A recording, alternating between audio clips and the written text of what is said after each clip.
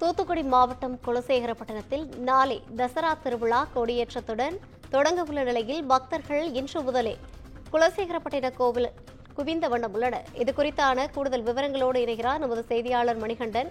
வணக்கம் மணிகண்டன், கூடுதல் விவரங்களை பதிவு செய்யலாம். வணக்கம் ரவினா.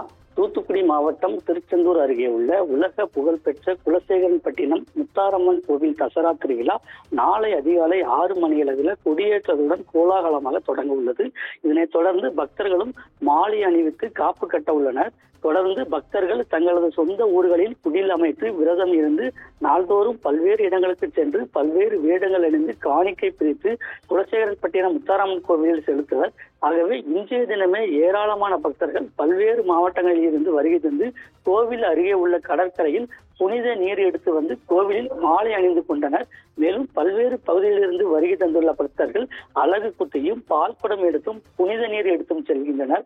தொடர்ந்து 10 நாட்கள் நடைபெறும் விழாவில் சிகர நிகழ்ச்சியான சூரசம்காரம் அடுத்த மாதம், அதாவது அக்டோபர் மாதம் 2ஆம் தேதி நள்ளிரவு கோவில் அருகே உள்ள கடற்கரை பகுதியில் நடைபெற உள்ளது. இந்த திருவிழாவில் 15 லட்சத்திற்கும் அதிகமான பக்தர்கள் கலந்து கொள்வார்கள் என்றும் எதிர்பார்க்கப்படுகிறது. ரவினா, கூடுதல் விவரங்களை வழங்கியமைக்காக நன்றி மணிகண்டன்.